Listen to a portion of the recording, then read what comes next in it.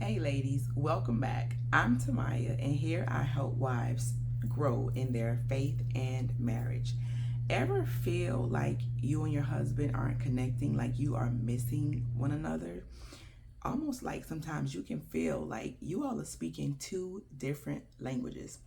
This is why communication is so important in marriage. And today I'm going to be sharing with you 7 communication hacks that can help your marriage grow and thrive. Before we hop into it, I want to encourage you to hit the like button, hit subscribe, and share this video with another wife who might need some encouragement. Now, think about it. You might be frustrated right now because he forgot to do something, or maybe he said something that rubbed you the wrong way, or maybe you all had a conversation a few days ago, and right now he has no recollection of that conversation. Like he just does not remember that you all ever discussed it. Sound familiar? Well, whatever it is, just keep in mind that women and men are built so differently, physically, mentally, emotionally. Like we are just different. I guess hence the saying opposites attract, which once again is why communication is so important. So today I'm going to be giving you 7 tips. Tip number 1 is listen to understand, not to win. Listen to understand. That means while he is talking, you're listening to understand where he's coming from, to understand his point, to understand how he's feeling. Not while he's talking, you're already formulating your rebuttal in your mind and thinking about how you're going to respond and how you're going to defend yourself and justify your actions. That is coming from the wrong place, wrong type of heart. You're listening to understand, not to win the conversation. All right. Number 2, use I statements. When you all have certain situations come up, there's no blame game here. You can use statements such as, when this happens, I feel like this, right? Let's say, for instance, you all are having a conversation and your voices get raised during the conversation. Instead of saying, why are you yelling at me? Instead of saying that, you can use the I statement and you can say, I feel scared when you raise your voice, or I feel threatened, or I feel afraid when your voice gets raised. That's a more simple way of putting it without pointing the finger, without saying you did this, or you make. Use the I statement. You're letting him know how you feel. You're letting him know how, when this certain situation happens, how it makes you feel, and you are also giving him an opportunity to fix it. You're letting him know that it's making you feel a certain way, and now he has the opportunity to change it, to fix it, right? So that is number 2. Number 3 is schedule check-in conversations. Now, these really should not be scheduled because it should really be a normal part of your everyday life. But if it's not, you can schedule check-in conversations. I know that you all talk about the surface stuff all the time, like work today and what the children are doing, but again, that is surface stuff. Make sure that you check in to see how one another are doing, right? Like, for instance, maybe what's bothering you right now, or something that may have happened during your day, but it's kind of lingering on and it might be still affecting you. Just really see where they are, where their head is, where their heart is right now. Like, check in, not just the normal everyday stuff. Like, really check in. And again, this should be a normal part of your everyday communication. And when you have these normal check-ins, when you all are talking on a regular basis, small things don't get to become so big, right? Because if you talk about it right when it happens, it can get resolved. It can you can work on it, talk about it, get it out, and you're able to fix it instead of it growing into something bigger. All right. So always be checking in. And that shouldn't be like, you checking in shouldn't be an event. It should be a lifestyle. It should be something that is happening all the time. All right. Every day, take some time out just to check in with one another. Number 4, active listening. This is making me think about the classroom. As you guys know, I'm a teacher, so I think about this little poster that I used to have about about listening. Right, you listen with your whole body, whether you know it or not. So it's like listening ears, eyes on the speaker, your body is still, and your mouth is closed. Same thing applies, right? You want to make sure that you are actually listening to what he has to say. Make sure that you are looking, making eye contact. You can nod to say, okay, let him know that you're listening, that you're following. So your ears are listening, eyes are focused, body is still. Stop what you are doing. Stop what you're doing and listen, especially things like distractions like the phone, TV. Oh, put that stuff to the side. Stop and focus, right? And the next thing was be quiet, because my mind says you can't be talking and listening at the same time.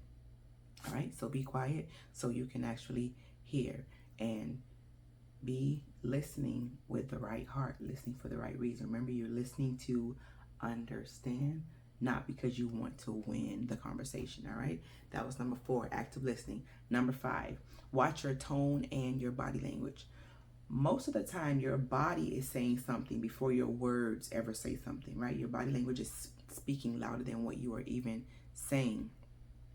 So make sure that things like your eyes aren't doing rude stuff like the eye rolling stuff, and you're not sitting with your arms folded, and you aren't making all kind of faces. Like, these things are saying something. Like, you aren't saying it verbally, but your body language is saying, like, portraying negative things, like, I don't want to hear what you have to say, or I don't care, or I'm mad about what you're saying. Just be very aware of what your body is saying.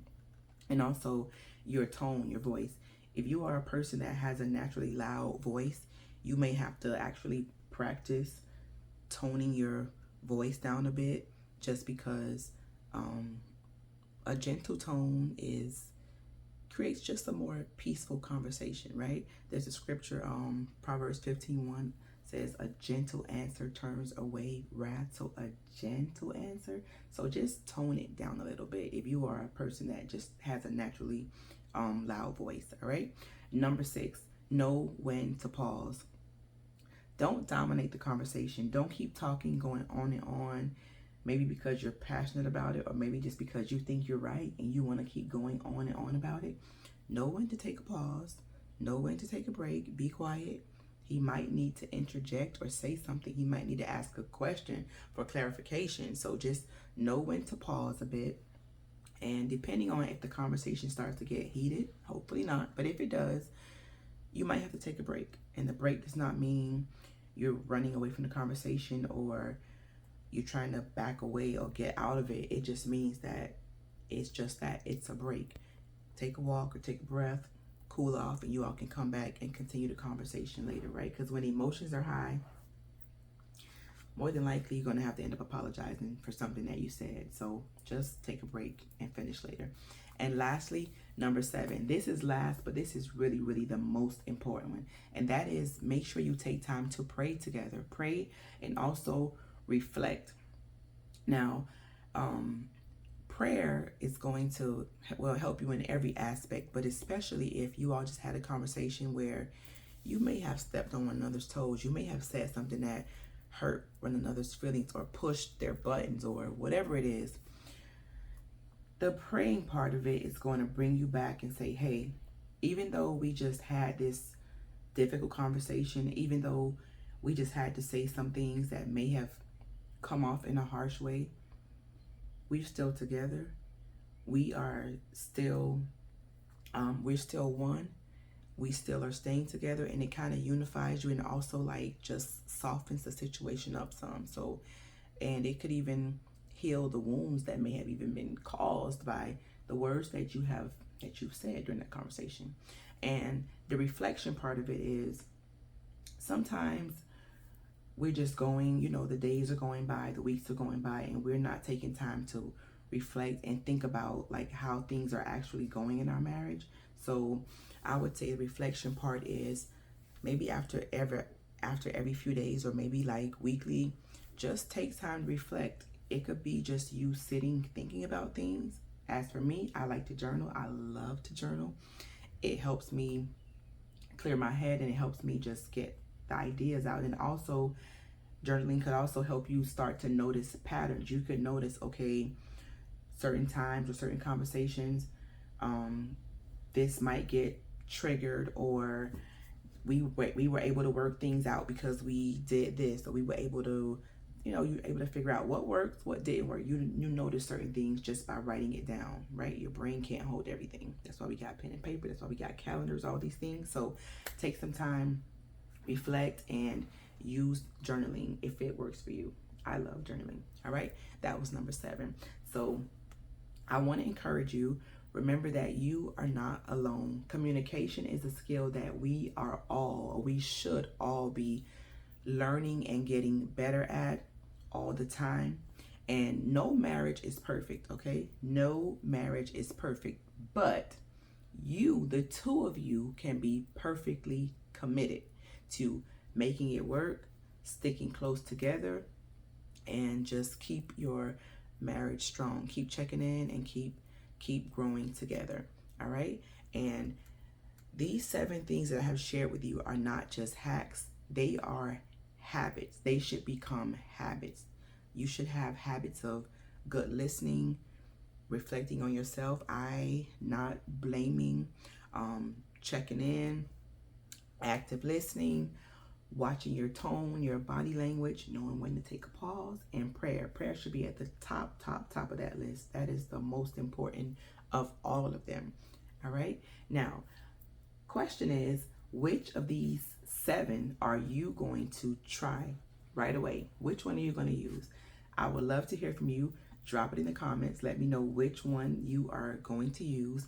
And please share this with a friend, or one of your girlfriends, one of your friends that may need some encouragement. Or even if you're in a marriage group, drop it there. Share this video. I would appreciate that. And I post weekly, and I'm here to just encourage wives and remind you of your purpose and encourage you on your spiritual growth walk. And remember that your marriage can thrive with the right tools and with the right heart. All right. Thanks for listening, and I will see you next time.